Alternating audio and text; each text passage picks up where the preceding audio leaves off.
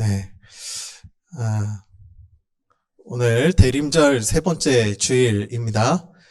어디에도 속하지 않는 존재, 어디에도 속하지 않는 존재라는 제목으로 하나님 말씀 나누겠습니다. 여러분 혹시 오리너구리라는 동물을 들어보신 적 있으신가요? 보신 적은 있으세요? 네. 이 동물이요, 전 세계에서 유일하게 호주 테즈메이니아 동부 일대에만 서식하는 동물이라고 해요. 이 오리너구리의 생김새가 아주 독특합니다. 이렇게 오리처럼 부리가 이렇게 넓은 부리가 있고요. 그런데 이제 뭐 날개가 있는 건 아니에요. 몸은 수달과 아주 비슷합니다. 그래서 물속에서 헤엄치면서 살아요. 그리고 또 독특한 점은 알을 낳는데 젖을 먹이는 동물이에요. 굉장히 특이하죠? 그로 인해서 이 식물학자 칼폰 린네가 생명체를 범주화하기 위해서 만든 분류체계가 있죠. 우리 학창 시절 때 왜 종속, 과목, 강문계라는 거 이렇게 배웠잖아요. 이렇게 기억나시죠? 그런데 여기 안에 분류가 되지 않는 동물이에요. 이를테면 우리 호랑이는 고양이과, 표범속, 호랑이 종에 속하잖아요. 하지만 이 오리너구리는요, 흥미롭게도 오리너구리과 오리너구리속, 오리너구리종으로 분리됩니다. 기존의 이 생물 분류법으로는요, 어디에도 속하지 않는 자기만의 계통을 가진 아주 독특한 생명체이기 때문에 그래요. 그래서 사람들이요, 오리너구리가 발견될 당시에 사람들이 이 기괴한 어떤 돌연변이라고 그렇게 생각을 했었습니다. 하지만 오리너구리의 입장에는 대단히 억울하죠. 그들은 오래전부터 자신의 삶을 가꾸면서 존재해왔던 자기 자신일 뿐이기 때문입니다. 자기 자신은 그렇게 기괴하지도 신기하지도 이상한 존재도 아닌 거죠. 다만 어떤 분류 체계에 끼워 넣으려고 하는 우리의 습성과 맞지 않으니 우리가 이상하게 볼 뿐입니다. 2000년 전에 초기 그리스도인들이 바로 오리너구리와 같은 존재들이었어요. 유대인들에게도 속하지 않고 로마나 이방인에게도 속하지 않는 아주 독특한 사람들이었죠. 유대인들과 로마는 아무런 범주에 속하지 않는 그들을 강제로 편입시키려고도 했고, 그런데 말을 듣지 않자 그것이 뜻대로 되지 않으니까 모두 다 멸종시키는, 즉 강력한 방법을 동원하여서 그리스도인들을 흩트고자도 했었습니다. 세상과 다른 방식으로 살아가는 그리스도인들은 여전히 이 땅에서 오리너구리와 같은 존재들입니다. 저는 이번 대림절 설교를 준비하면서 예수님의 탄생 소식을 기다렸던 사람들 중에 특별히 목동들에게 시선이 갔어요. 왜 하필 목자들이 가장 먼저 탄생 소식을 들은 사람이 되었을까? 여러분, 이런 질문 한 번쯤은 해보시지 않으셨어요? 제가 그러다가 문득 묵상하다가 깨달은 것이 메시아를 기다리는 수많은 당시의 사람들이 있었지만 이 목동들이야말로 세상과 섞이지 않고 오리너구리와 같은 삶을 살았기 때문이라는 마음이 문득 들었습니다. 오늘 이 목동들의 이야기를 다시 한번 전하려고 해요. 몇 년 전에 우리가 이제 이 목동들에 대한 이야기를 나누긴 했는데 다시금 오늘 이 목동들의 이야기를 통해서 우리가 대림절을 어떻게 보내야 될지, 기다림의 의미가 무엇인지를 다시 한번 우리가 교훈으로 얻기를 소망합니다. 오늘 본문은 성탄절이 되면 가장 많이 읽혀지고 설교되어지고 때로는 성극으로 만들어지는 본문이기도 하죠. 예수님의 탄생을 가장 먼저 들은 사람들, 그 사람들이 이 베들레헴 근처에서 살았던 그 목자들입니다. 그런데 우리에게 질문이 들죠. 왜 하필 목자였을까? 제사장들이나 귀족들이나 그리고 바리새인들과 같이 말씀에 열심히 있는 사람들이 있지 않았습니까? 아니면 로마에 대항해서 이스라엘의 독립을 위해서 끝까지 항전했던 열심당원과 같은 사람들, 그런 사람들은 메시아를 누구보다 기다렸던 사람들입니다.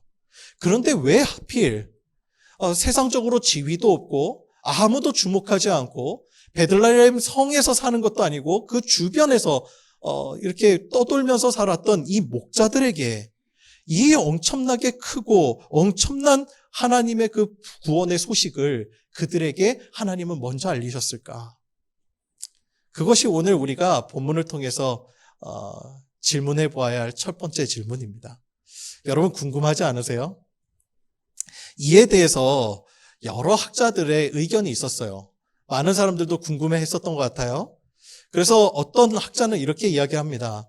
첫 번째로는 당시 목자는 가장 낮고 천한 직업이었기 때문에 복음이 가난하고 차별받는 사람들을 위해서 가장 먼저 전달되지 않았을까 하는 의견입니다. 그런데 이러한 의견은 사실 근거가 없고 그냥 어떤 심증인 거죠. 분명한 근거를 제시해야 되는데 어떤 근거는 없어요.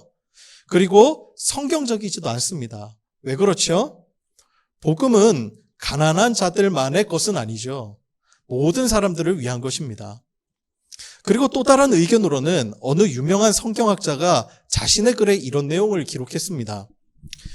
복음이라는 원시적 형태를 유지하기 위해서는 일절 배우지 못하고 무식했던 목자 출신들이야말로 복음을 원형적으로 전달하고 유지할 수 있는 적합한 그릇이었기 때문에 배우지 못한 낮고 천한 목동들에게 가장 먼저 전달되지 않았겠는가 하는 견해입니다. 그러니까 다른 어떤 지식이 있는 사람들이 아니기 때문에 본 것 그대로를 전할 수 있는 순수한 그릇이 아니었을까 그런 이야기들을 해요. 그런데 여러분 이 의견에도 저는 썩 동의가 안 돼요. 왜냐면요. 옛날에 우리나라 조선시대만 해도요. 옛날에 어떤 일을 목격한 사람이 어떤 사건을 이렇게 이야기를 하고 자기가 목격한 것을 구체적으로 증언하는 데 있어서 종이나 신분이 천한 사람이 증언하는 것은 그 사람의 의견이 근거로 채택되지 않았던 그런 분위기가 있었습니다. 시대가 우리 조선시대였어요. 그런데 이런 분위기는요, 이스라엘에게도 있었어요. 그러니까 낮고 천한 신분, 특히나 목동들이요. 예전에 제가 목동에 대한 이미지 한번 설명드린 적 있죠. 목동들이 우리가 생각하기에는 예수님이 선한 목자시니까 선한 존재들로 생각하지만 목동들도 상당히 많은 사기꾼들이 많았고요. 그러므로 인해서 사회적으로 워낙 낮고 천한 데다가 그들의 말은 믿을 수 없다라고 여겨졌던 존재들이 목동들입니다. 그러니까 사실 목동들을 그런 증언의 통로로 그릇으로 채택하였다라는 이 말은요. 사실 그 당시의 사회상의 분위기를 배경을 조금만 연구해 보면 사실 근거가 없는 이야기라고 할 수도 있어요. 많이 배우고 못 배우고의 기준이 아니라 사실은 진짜 복음을 잘 증거하려는 그릇이라면 정직성이 기준이 되어야 되죠. 많이 배운 사람들이 들으면 기쁜 나쁠 이야기예요. 그래서 이 의견도 어폐가 많습니다. 그러다가 제가 성경을 깊이 연구하면서 목자들에게 첫 메시지가 주어진 것이 그저 우연이 아니라 또 그들의 신분이나 환경적인 요인에 의한 것이 아니라 하나님의 약속에 의한 필연적이고 아주 성취적인 사건이라는 사실을 제가 깨닫게 되었습니다. 지금 베들레헴에 가면 성지 순례객들이 가장 많이 방문하는 장소가 있어요. 당연히 예수님 탄생 기념교회죠. 예루살렘에서 한 15km, 20km 정도밖에 안 되거든요. 그런데 이 지역이 현재 팔레스타인 지역에 속하다 보니까 들어갈 때 검문이 굉장히 까다롭고 마을 분위기가 다른 유대인 지역과는 좀 다릅니다. 그래서 대부분 성지 순례객들이 탄생 기념교회만 방문하고 돌아오는 경우가 많아요. 그래서 놓치는 곳이 어디냐면 그 근처에 있는 목자들의 들판교회입니다. 목자들이 처음 그 예수님의 탄생 소식을 들었다라고 전해지는 그 지역에 교회가 세워졌어요. 이곳이 베들레헴 근처에 있는데요. 예수님의 탄생 소식을 가장 먼저 들었다고 알려진 장소이죠. 그래서 그 장소가 가보면 웅장하거나 건물로 지어진 것이 아니에요. 그냥 바위가 이렇게 바위 동굴입니다. 그 동굴 안에 예배당이 있어요. 그런데 이 장소가 과거에 무엇이라고 불렸는가? 과거에 이곳 지역이요. 벤학게림이라고 불렸던 장소입니다. 성경을 주의 깊게 읽어보신 분들은 성경에서 한 번쯤은 한번 들어보셨을 거예요. 베나게림. 제가 성경을 찾아보니까 이 지명이 기록된 성경이 느헤미야서에서 한번 나옵니다. 느헤미야서 3장 14절을 제가 한번 봉독해 드릴게요. 분문은 베나게림 지방을 다스리는 레갑의 아들 말기야가 중수하여 문을 세우며 문짝을 달고 자물쇠와 빗장을 갖추었고, 이렇게 나옵니다. 그러니까 느헤미야가 이제 황폐해 있던 이 예루살렘 성벽을 재건할 때 분문을 베나게림 지방을 다스리는 레갑의 아들 말기야가 중수했다라고 하는 기록이 거기서 나와요. 여기서 분문이라는 말이 어떤 의미일까요? 이게 한자로 표기되어 있는데 분문을 우리말로 직역하면 똥문입니다. 똥문. 성 안에서 이렇게 배설되는 그런 용변들 있죠. 그것을 성 밖으로 처리하기 위해서 만들어진 문이 바로 이 분문이에요. 이 문으로 분뇨가 출입하는 거죠. 예루살렘 성에 가보면요, 문들마다 그 기능에 따라 이름이 다 붙여져 있습니다. 예를 들어 우리가 성경에 보면 양문이라고 있죠. 양문 많이 들어보셨죠? 이 문이 말 그대로 제물용 양들을 출입시키던 문입니다. 그러니까 문들마다 다 기능에 따라서 그 이름이 붙여진 거예요. 우리나라도 왜 시구문이라고 있죠. 시구문. 제가 이제 대학원 다닐 때 그 학교가 이제 서대문입니다. 서대문. 그 시구문과 서소문이라고 아마 들어보셨을지 모르겠는데요. 이 시구문이 뭐 하는 문이죠? 맞아요. 시체를 성 밖으로 내보내는 문이에요. 그러니까 성문마다 다 기능이 있는 거죠. 그런데 이 느헤미야 시대에 이 똥문을 중수하는 일을 누가 맡았다고 하는 거예요? 베나게림 출신의 레갑 후손들이 맡았다라고 그렇게 기록하고 있습니다. 자, 그러면 그들이 왜 똥문을 맡았을까요? 이 문의 방향이 베나게림으로 이렇게 쫙 이어져 있기 때문입니다. 그래서 이어져 있으니까 거기 지역 사람들이 맡은 거예요. 그러니까 베나게림은 좋은 지역이겠어요? 안 좋은 지역이겠어요? 여러분, 분뇨 처리장이 좋아요? 안 좋아요? 좋지 않은 지역이죠. 사람들이 다 꺼려하는 지역입니다.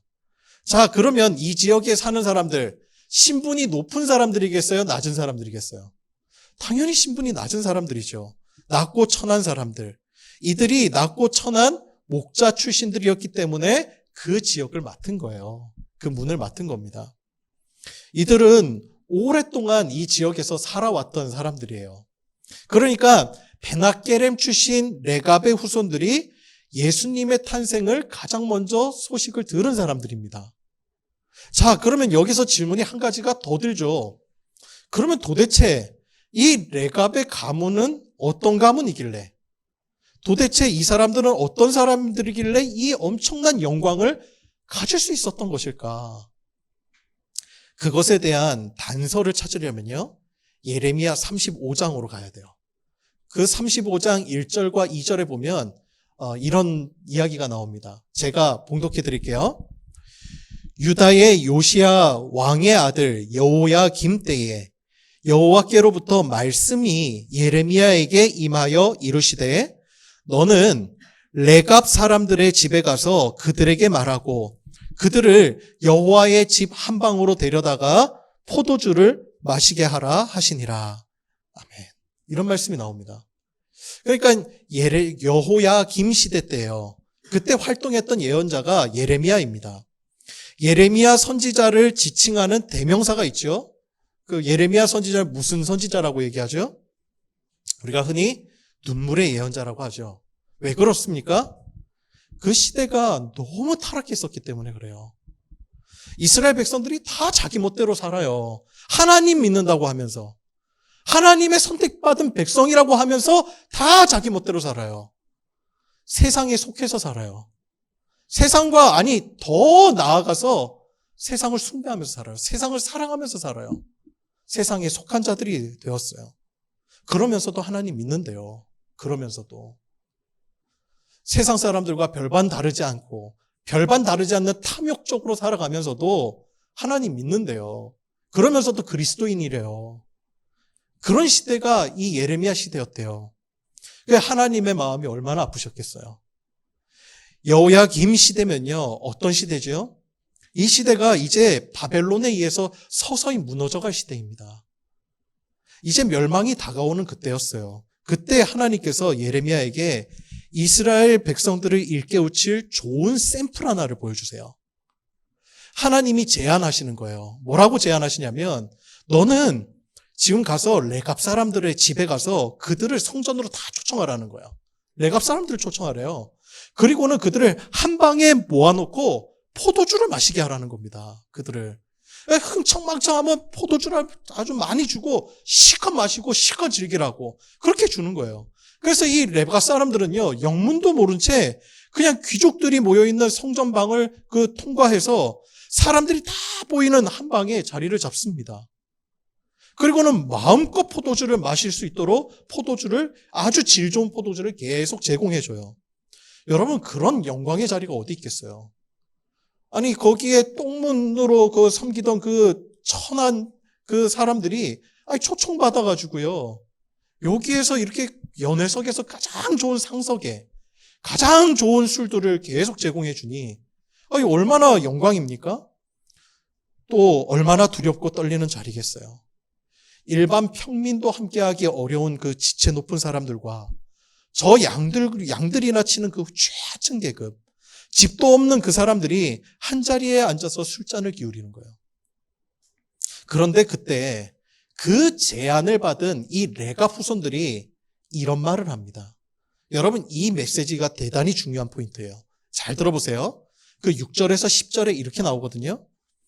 그들이 이르되 우리는 포도주를 마시지 아니하겠노라. 레갑의 아들 우리 선조 요나답이 우리에게 명령하여 이르기를 너희와 너희 자손은 영원히 포도주를 마시지 말며 너희가 집도 짓지 말며 파종도 하지 말며 포도원을 소유하지도 말고 너희는 평생 동안 장막에 살아라.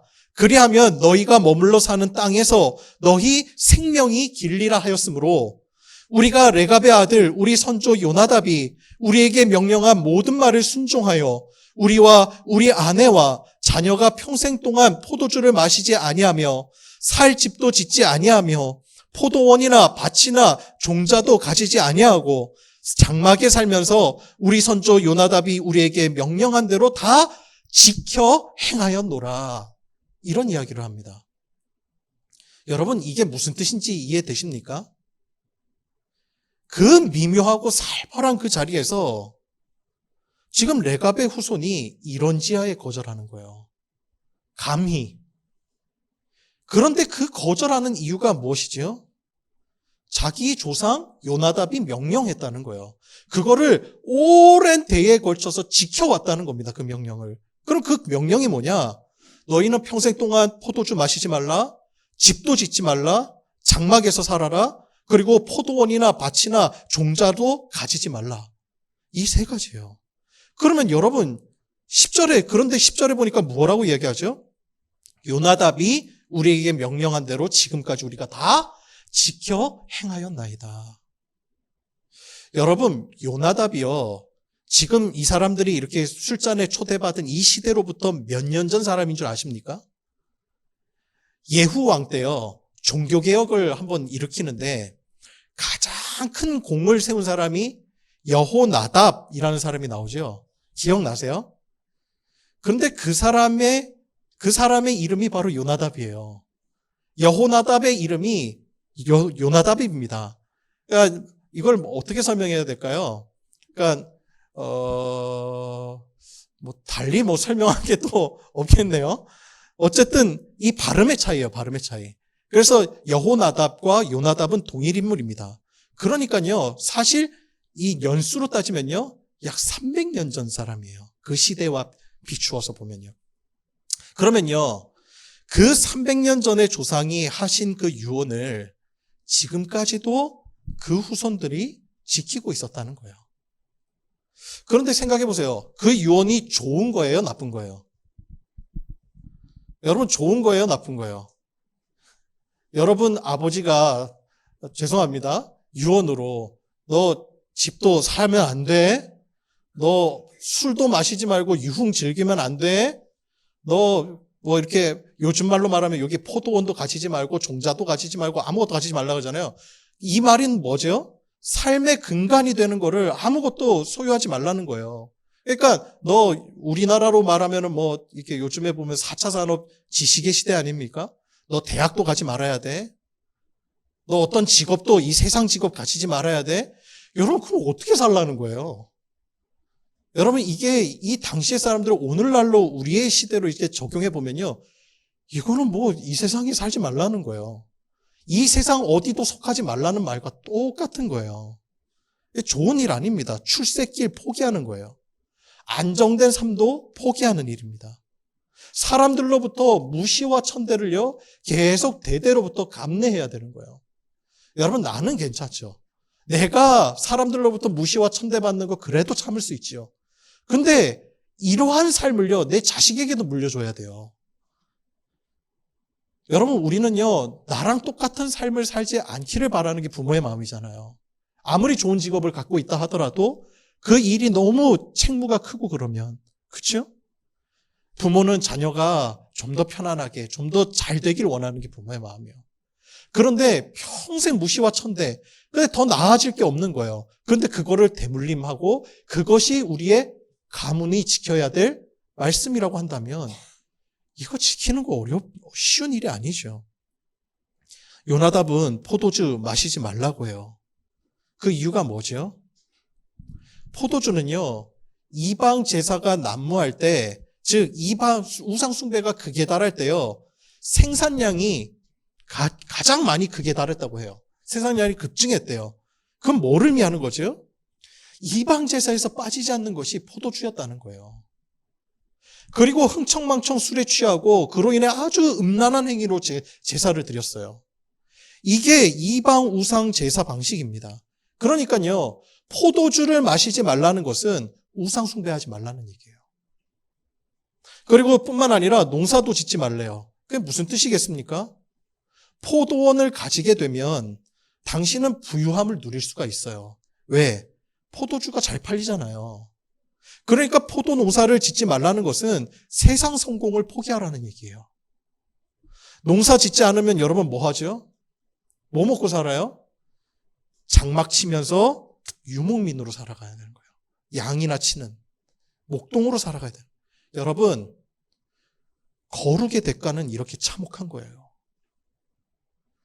여러분, 거룩이요, 로맨틱한 거 아닙니다. 낭만적이지 않아요. 이 세상에서 우리가 거룩한 그리스도인으로 살아가는 거요, 낭만적인 삶 아닙니다. 왜 한국 기독교가 요즘에 세상으로부터 지탄을 받는 이유가 뭐죠? 세상과 똑같은 사람들 되었기 때문에 아니에요. 똑같이 그리스도인이라고 하면서 우리가 하나님 이름도 부르고 만몬도 찬양하고 있지 않아요? 세상 성공, 그걸 위해서 예수 그리스도 이름을 빙자해서 내 뜻을 채우려고 하는 그걸 복음으로 포장하고 있진 않나요? 여러분, 거룩의 대가는 진짜 참혹한 거예요. 내가 때로는요, 내 권리를 포기해야 될 때도 와요. 무엇 때문에요? 예수 그리스도 이름 하나 때문에. 선한 그 길을 선택하기 위해서, 사랑과 정의와 그리고 생명을 위해서 내가 때로는 손해봐야 될 그 길을 선택하는 것이 거룩한 그리스도인의 삶이에요. 만만한 삶이 아닙니다. 거룩의 대가는 십자가 지는 것과 똑같아요. 순결한 신앙, 그것 지키기 위해서. 아무도 그 삶 포기한다고 해도 뭐라 그럴 사람이 없어요. 왜? 다 그 시대는 그렇게 사니까. 그렇게 산다고 누가 주목합니까? 누가 레가 후손들을 거룩한 사람이라고 생각해요? 아무도 그렇게 생각 안 했어요. 그냥 똥문에서 똥이나 나르는 그 하층민 계층들이라고 생각했지, 그들을 누가 거룩하다고 찬양을 해줬나요? 인정해줬나요? 아무도 주목하지 않아요. 그냥 집도 없이 떠도는 인생이 그들이었어요. 여러분, 레갑의 자손들이 농사 지을 능력이 없어서 못 지었겠습니까? 사람들이 니들 선조의 그 유언 잘 지키나 보자, 감시하니까 억지로 그들이 지켰나요? 아니에요. 그들은 다 할 수 있었어요. 해도 누가 뭐라 그럴 사람 아무도 없었어요. 그런데 오직 하나님의 이름과 선조와 약속한 그 거룩함을 지키기 위해 그들은 스스로 자기의 권리를 포기한 사람들이었어요.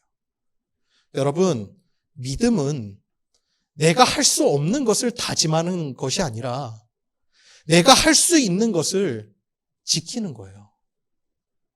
이것이 훨씬 더 어려운 일입니다. 제가 예전에 한번 말씀드렸죠. 예수님께서 광야에서 40일 금식 후에 시험 받을 때 그때 마귀가 돌을 떡덩이 되게 하라고 유혹했지요.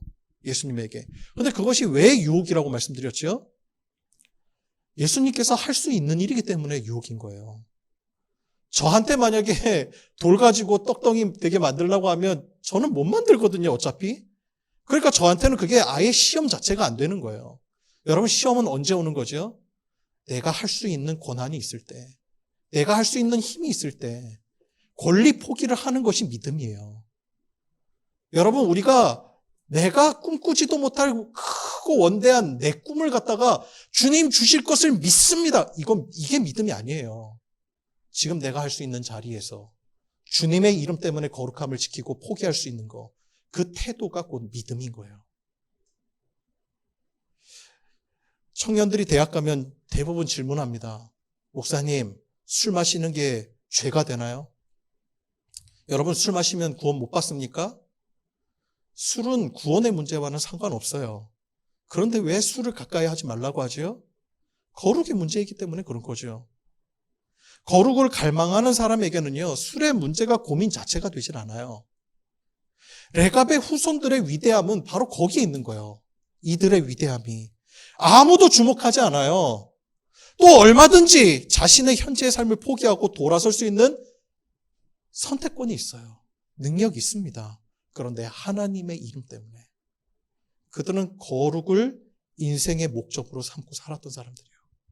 사람들이 뭐라고 평가하든 그게 중요한 게 아니었어요. 이 세상의 악한 영향으로부터 자신을 지키고 오히려 이 땅에 하나님 나라가 오기를, 예수 그리스도 그 오실 메시아를 기다리면서 잠잠히 자신의 자리를 지켜갔던 그 묵묵했던 그 사람들, 그들의 거룩함이 바로 그 태도에 있었던 거예요. 그들의 삶을 하나님이 주목하고 계셨어요. 그리고 아무도, 그 대단한 선지자들과 왕과 고관들도 다 하나님 버리고 세상 쫓아갈 때 그들은 내 이름, 여호와 그 이름 하나 때문에 그 삶을 선택하며 살아간 그들이 하나님 입장에서는 가장 고마운 그루터기와 같은 사람들이었다는 거예요. 실제로 여호야긴 시대가 지나가고 얼마 지나지 않아서 이 남유다는요, 그 바빌로니아 느부갓네살 왕에 의해서 완전히 다 파괴됩니다. 그게 이스라엘 역사에 나오죠. 586년에. 그때 잡혀간 사람들이 어떤 사람들이냐? 왕, 귀족, 고관들입니다. 귀족들부터 다 먼저 잡혀가요. 1차, 2차, 3차. 그때 잡혀가지 않은 유일한 사람들이 어떤 사람들인지 아세요? 베들레헴 성에서 살지 않고 그 조상과 하나님의 말씀, 그 약속을 믿고 베들레헴에서 또 돌면서 살았던 이 레갑의 후손들만 그 자리에 남아요. 느부갓네살이 보기에 저 사람들, 저 미천한 사람들은 데려가 봤자 나라에 도움이 될 것 같지 않거든요. 그래서 그들은 남겨둡니다. 바벨론을 통해서 하나님의 징계가 유다 땅에 내려질 때 그 재앙으로부터 구원받은 사람들, 그 사람들이 바로 이 레갑의 후손들이었어요. 그들의 조상 요나답이 나중에 그 예후조차 권력에 나중에 취해갖고 타락하고 나니까 사실 이 요나답은요, 1등 공신이었잖아요. 그러니까 자기가 누릴 수 있는 권한들이 많았거든요. 1등 공신하면 얼마나 대단한 명예입니까? 그런데 그 모든 권리를 이 요나답이 다 포기해요. 그러면서 자기가 이 나라를 개혁하고 종교개혁하는데 가장 1등 공신이면서 이름 없는 곳으로 제하로 숨어 들어갑니다. 왜? 예후가 타락해버리니까. 나는 이러려고 한 거 아니다. 나 오로지 하나님만 바라보고 살았다. 제야 속으로 그냥 숨어 들어가요. 그때 하나님께서 이 자손들을 향하여 이런 축복의 메시지를 주셨어요. 그 메시지가 뭔지 아세요? 예레미야 35장 19절에 이렇게 말씀이 나옵니다. 잘 들어보세요. 그러므로 만군의 여호와 이스라엘의 하나님께서 이와 같이 말씀하시니라. 레갑의 아들 요나답에게서 내 앞에 설 사람이 영원히 끊어지지 아니하리라 하시니라. 아멘. 역대상 2장 55절에 보면 레갑의 족속들은요, 베들레헴 근처 직선거리로 한 2km 정도밖에 되지 않는 베낫게렘에 살았다고 기록하고 있습니다. 세상이 다 흔들리고 모든 사람들이 다 주를 멀리하여도 순결한 신앙을 지킨 레갑의 후손들이야말로 예수님의 탄생 소식을 가장 먼저 들을 자격이 그들에게 주어진 거예요. 여러분, 우연이라는 건 없습니다. 이 모든 것은 하나님의 섭리였고 하나님의 약속의 성취였던 거예요. 오늘날 하나님께서는 그런 레갑의 후손들을 찾고 계십니다. 지금 우리가 한국 교회의 교세가 매우 크다고 말하고 한국 교회가 어느새 한국 사회에 지대한 영향력을 끼치는 힘을 가졌다고 말하지만 우리가 그 힘을 가진 것만큼 이 세상에 예수 그리스도의 복음을 선하게 잘 증거하고 있는지 자문해 보아야 할 것입니다. 하나님은 오늘 세상에 속하지 않은 거룩한 레갑 후손들을 찾고 계십니다. 아무도 주목하지 않아도, 아무도 기억하지 않아도, 사람들이 미천하다 하여도 하나님의 이름 하나 때문에 그 거룩함을 목적으로 삼으며 오늘날 이 땅에 선한 영향력을 끼치며 다시 오실 그 그리스도, 예수 그리스도를 기다리는 사람, 그 오늘날의 레갑 후손들이 저와 여러분 되었으면 좋겠습니다. 오늘날 누가 주님을 기쁘게 해드리는 사람입니까? 오늘 우리가 그 레갑 자손이 되어야 하겠습니다. 기도하겠습니다.